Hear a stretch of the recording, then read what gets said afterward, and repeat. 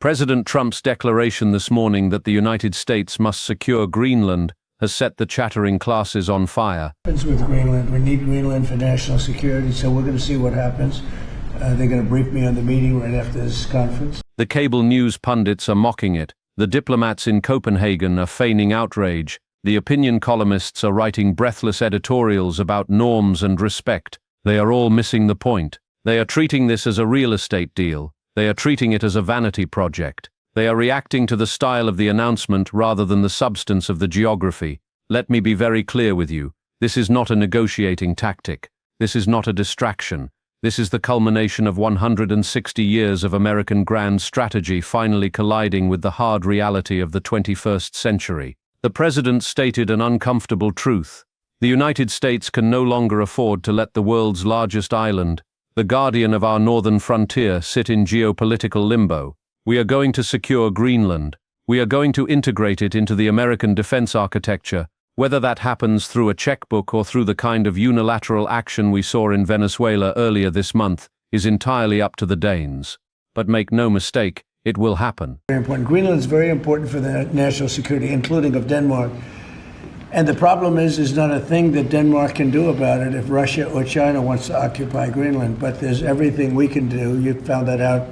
To understand why, you have to stop looking at the world through the lens of polite diplomacy and start looking at it through the lens of raw survival. You have to strip away the flags and the treaties and look at the rock, the ice, and the ocean. You have to look at the map the way a missile guidance system looks at the map. Greenland is not a country in the traditional sense. It is a continent-sized aircraft carrier parked permanently at the top of the world.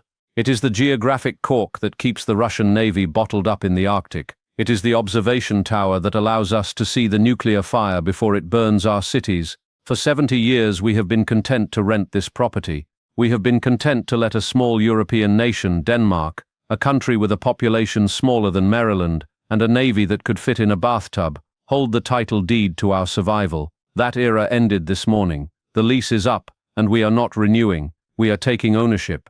Most of you were educated on the Mercator projection. You know the map, the one hanging in every schoolroom in America. It shows the world flattened out. It places the United States in the middle, looking east and west. It shows Greenland as a distorted white blob in the upper corner, irrelevant and far away. That map is a lie. It is a dangerous distortion that has blinded generations of Americans to the true nature of the threat we face. War does not move east and west. In the nuclear age, war moves north and south. If you look at a polar projection, a map centered on the North Pole, you see the terrifying reality. The United States and Russia are not separated by the Atlantic Ocean. We are neighbors.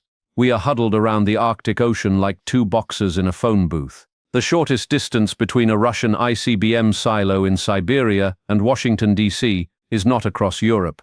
It is a straight line directly over the North Pole. Every single Russian intercontinental ballistic missile targeting the United States must fly over Greenland. This is the terrifying fact of our national defense. Greenland is the gatekeeper.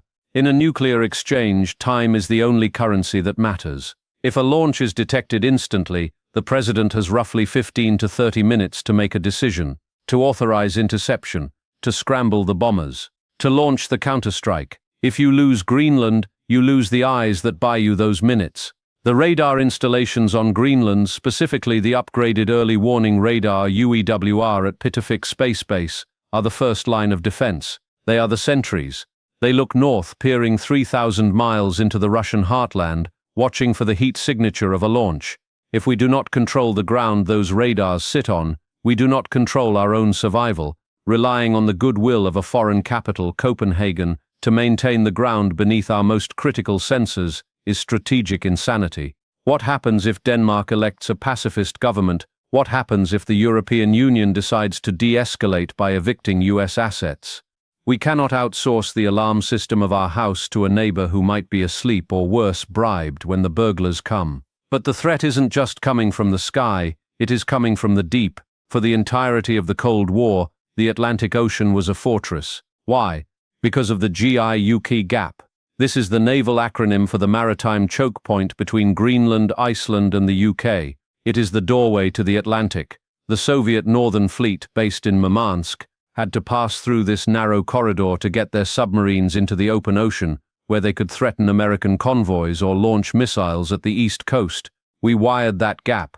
We put hydrophones on the sea floor, the SOS network. We knew every time a Soviet sub sneezed, we made the Atlantic a NATO lake, that security architecture is collapsing. The new generation of Russian submarines, the Bore class, has changed the math. These boats are quieter than the ambient noise of the ocean. They carry the Bulava missile, which has a range of over 8,000 kilometers. Here is the nightmare scenario. A Bore-class submarine does not need to pass the GIUK Gap anymore. It can park itself in the Barents Sea or sit directly under the North Pole ice cap and fire a salvo that hits New York, Chicago, and Los Angeles. However, to truly dominate the Atlantic and cut off American reinforcements to Europe in a general war, Russia still needs to push past Greenland. And now, they have a new ally, the climate. Climate change is not a political debate in the Situation Room. It is a tactical reality. The Arctic ice sheet is receding. The frozen barrier that protected our northern flank for all of human history is melting into open water. What was once an impassable wall of ice is becoming a navigable ocean highway. This transforms the Arctic from a barrier into a front line. Russia understands this. They are building a fleet of nuclear-powered icebreakers, the Arctica class, that can crush through 3 meters of ice at speed. They are refurbishing Cold War air bases along their northern coast. They are turning the Arctic into a Russian garrison. Meanwhile, Greenland's coastline is opening up. New deep-water ports are becoming viable. Who will build them? Who will control them? If the United States does not secure Greenland, we leave a massive, indefensible hole in our perimeter. We are inviting the Russian Navy to dock on the North American continent. The media treats the acquisition of Greenland as a chaotic, impulsive Trumpian whim. They call it unprecedented. This merely proves that our pundit class does not read history. The desire to secure Greenland is the oldest, most consistent thread in American Arctic strategy. It is a bipartisan obsession that spans 160 years. It starts with William H. Seward. He is the Secretary of State who bought Alaska in 1867. Everyone knows about Seward's folly. They laughed at him. They called Alaska Polar Bear Garden. Today, Alaska is the reason we are a Pacific superpower. It puts us on the doorstep of Russia and China. It gives us missile defense interceptors at Fort Greely. But Seward wasn't finished with Alaska. In that same year, 1867, he commissioned a State Department report on the purchase of Greenland and Iceland. Seward was a visionary. He believed in manifest destiny, not just west to California but north. He looked at the globe and saw a symmetrical defense. Alaska on the west, Greenland on the east, the North American continent bracketed by American steel. He understood the geometry of power before the airplane was even invented. He knew that if you control the flanks, you control the center. Congress, in its infinite myopia, refused to fund the study. They saved a few pennies and cost us a century of security. Fast forward to April 1940, the Nazis roll into Denmark. In 6 hours, the Danish government surrenders. King Christian X is a prisoner in his own palace. Suddenly, Greenland is an orphan. It is a Danish colony, but the mother country is occupied by the enemy. Franklin Delano Roosevelt did not hesitate. He did not consult the UN, which didn't exist. He did not hold a summit. He looked at the map and saw that if the Nazis took Greenland, they could set up weather stations. If you control the weather data over the North Atlantic, you can predict the storms. You can route your U-boats. You can time your air raids on London. FDR invoked the Monroe Doctrine. He declared that Greenland was part of the Western Hemisphere Defense Zone. He signed the Defense of Greenland Agreement with the Danish ambassador in Washington, Henrik Kaufmann, a man who defied his own occupied government to sign the deal. We occupied the island, we built the airfields, Bluey West 1, Bluey West 8. We mined the cryolite at Ivigtot. Let's pause on the cryolite. This is a detail the history books gloss over. Cryolite is a mineral used in the refining of aluminum. In 1940, the mine in Ivigtot, Greenland, was the only commercial source of natural cryolite in the world. Without Greenland's cryolite, the U.S. aircraft industry could not have produced the aluminum needed for the B-17s and P-51s that crushed the Luftwaffe. FDR established the precedent. When the survival of the United States is at stake, the diplomatic preferences of a weak European nation are irrelevant. The war ends, the Nazis are gone. But the Joint Chiefs of Staff look at the new enemy, the Soviet Union, and they realize nothing has changed. Greenland is still the key. In 1946, the Joint Chiefs wrote a classified memo stating that Greenland was indispensable to the safety of the United States. President Harry Truman authorized the State Department to make an offer. We put $100 million in gold on the table. In today's money, adjusting for the price of gold and inflation, that is a staggering sum. We offered to buy the island outright. Secretary of State James Barnes made the pitch to the Danish foreign minister. He was blunt. He said the US needed total control. Denmark refused. They had their pride. They wanted to maintain their empire, even as it crumbled, and the United States, flush with victory and trying to build the new NATO alliance, decided not to push. We blinked. We settled for the 1951 defense agreement. We settled for being tenants. We kicked the can down the road, hoping the problem would go away. It hasn't gone away. It has metastasized. Let's look at what we are actually renting. 750 miles north of the Arctic Circle sits Pituffik Space Base. This is not just an air base. It is an engineering marvel. It is the northernmost installation of the US Armed Forces. The centerpiece of Pituffik is the AN/FPS 132 upgraded early warning radar dot. This is a massive solid-state phased array radar. It has two faces, each covering 120 degrees of the horizon. It operates 24/7, 365 days a year, scanning space. It tracks thousands of objects simultaneously. It tracks satellites. It tracks space junk. But its primary job is to watch the Russian missile fields. If a Topol-M or a Yars missile launches from Siberia, Pituffik detects it in the boost phase. It calculates the trajectory. It predicts the impact point. It feeds that data to the Missile Defense Agency in Colorado Springs and the interceptors in Alaska and California. Without Pituffik, we are blind to an attack coming over the pole. Currently, our operation of this base is subject to the 1951 treaty. We have to ask permission for major upgrades. We have to negotiate regarding environmental impacts. We have to deal with the local politics of the Greenlandic government, which feels rightfully ignored by the agreement between Washington and Copenhagen. This is a single point of failure. Imagine if a hostile power, say China, uses its economic leverage over Denmark or an independent Greenland to demand the closure of the base. Imagine a peace activist government in Copenhagen deciding that hosting US nuclear-enabling radar is provocative. We have billions of dollars of hardware and the safety of 330 million Americans resting on a lease agreement that can be challenged by a foreign parliament. That is an unacceptable risk profile. If the military argument is the shield, the economic argument is the sword. Greenland is not just ice.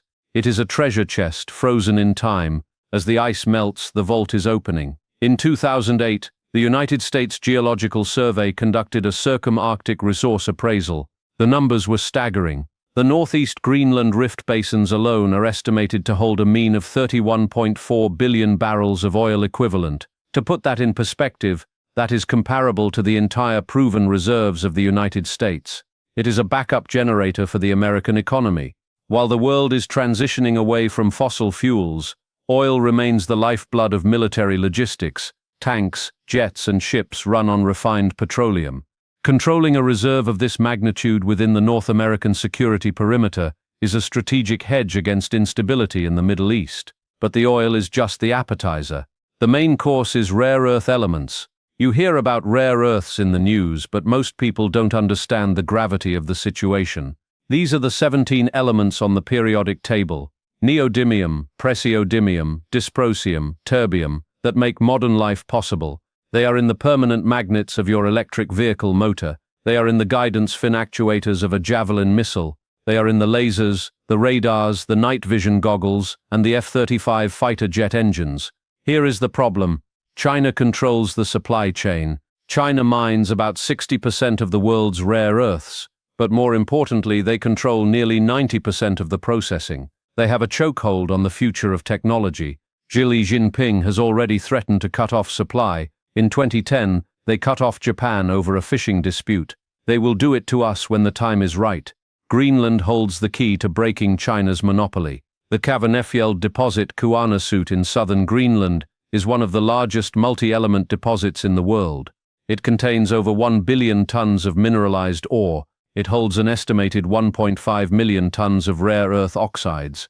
Crucially, it is rich in the heavy rare earths. the ones that are hardest to find and most critical for military applications. But it gets worse. Kvanefjeld is also the 8th largest uranium deposit in the world, and who is circling this prize? The company that has been trying to develop Kvanefjeld Energy Transition Minerals, formerly Greenland Minerals, is Australian listed. But look at the shareholder registry. The second largest shareholder is Shenghai Resources. Shenghai is a Chinese company. It is a state-linked entity. They have a Memorandum of Understanding (MOU) that gives them the rights to the offtake, meaning the ore mined in Greenland would be shipped to China for processing. Do you see the trap? Even if the mine opens, the product goes to China. They are buying the resource at the source. China has declared itself a near-Arctic state. They are building a polar Silk Road. They have attempted to buy an abandoned naval base, Grønnedal. They attempted to build 3 international airports in Greenland. They are not doing this for tourism. They are doing this to plant a flag on the North American continent. They are trying to turn Greenland into a debt-trap vassal state, right on our doorstep. The total valuation of Greenland's mineral wealth, including the REEs, the oil, the zinc, the iron, the gold, is estimated at over $4.4 trillion, but its strategic value, that is infinite. Now we must address the diplomats, the ones who scream sovereignty and colonialism. Let's have a brutally honest conversation about Danish sovereignty over Greenland. Denmark's claim to Greenland is based on the legacy of Hans Egede, a missionary who landed in 1721 looking for Norse Vikings who had been dead for 300 years. Finding none, he colonized the Inuit instead. This is a colonial relationship, period. The 57,000 people of Greenland are not Danes. They are Inuit. They share a bloodline, a language, and a culture with the Inuit of Canada and Alaska. They are North Americans. Denmark maintains control through a block grant. Every year, Copenhagen sends about 3.4 billion Danish krone, roughly $500, 600 million, to Nucor. This covers more than half of the Greenlandic government's budget. This is a welfare trap. It keeps Greenland dependent. It prevents real economic development, because the moment Greenland starts making its own money from mining, for example, the block grant is reduced dollar for dollar. Greenland has self-rule, established by the 2009 Act on Greenland Self-Government, which gives them control over domestic affairs. But Copenhagen keeps control of foreign policy and defense.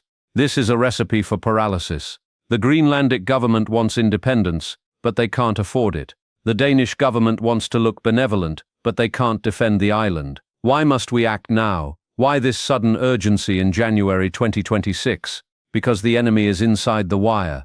Russia has militarized the Arctic to a degree not seen since the height of the Cold War. Their northern Clover base at Kotelny Island is a fortress. Their base at Nagurskoye, in Franz Josef Land, has been extended to handle nuclear-capable bombers. They are claiming the Lomonosov Ridge, an underwater mountain range, arguing that their continental shelf extends all the way to the North Pole. They are claiming the ocean floor itself. In July 2024, we saw the warning sign. 2 Russian Tu-95 Bear bombers and 2 Chinese H-6K bombers flew a joint patrol off the coast of Alaska. This was history being made. The Dragon and the Bear, hunting together in the Arctic. They were testing our response times. They were measuring our radar coverage. Chinese ambition. China is playing the long game. They know they cannot match the US Navy in the open ocean yet. So they are using asymmetrical warfare, economics. They want to control the trans-polar sea route. As the ice melts, shipping times between Shanghai and Europe will be cut by 40% if ships go over the top of the world instead of through the Suez Canal. Greenland is the toll booth on that highway. If China builds the ports in Greenland, China controls the trade route. If China controls the rare earth mines in Greenland, China controls the global tech economy. We are watching a slow-motion hostile takeover of the North American Arctic. The Danes are too weak to stop it. The Greenlanders are too broke to refuse the cash. Only the United States has the weight to step in and say no. This brings us to the core of the new administration's philosophy, the Trump corollary to the Monroe Doctrine. The Monroe Doctrine of 1823 said that outside powers are not welcome in the Western Hemisphere. The Trump corollary of 2026 says that economic security is national security and that the United States will preemptively secure strategic assets in our hemisphere to prevent them from falling to adversaries. We proved this doctrine just 2 weeks ago. Look at the Venezuela operation. On January 3, 2026, when Operation Absolute Resolve launched, the world gasped. The 82nd Airborne and the Marines secured the Mercator airport and the Orinoco oil fields in 48 hours.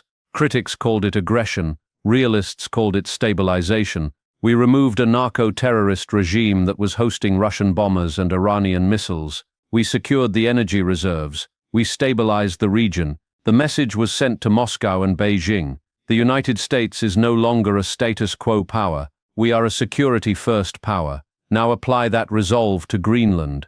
The cost of inaction is the loss of the Arctic. It is Chinese control of our tech supply chain.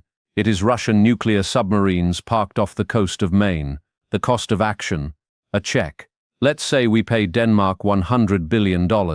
Let's say we commit $5 billion a year to Greenland's development. That is less than we spent in 1 year in Ukraine. That is a rounding error in the federal budget. For that price, we secure the high ground of the Northern Hemisphere forever.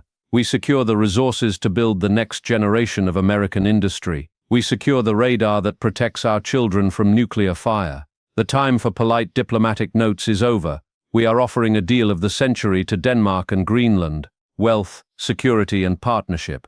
But there is a steel hand inside that velvet glove. The United States will secure Greenland.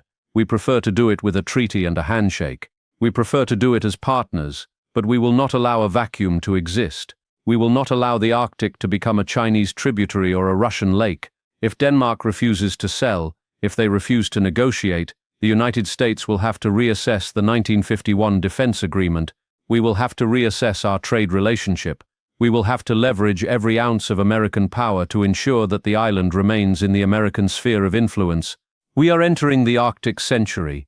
The ice is melting and the world is changing. The map is being redrawn. And this time, we are holding the pen. The Arctic is ours, or it is theirs. Choose.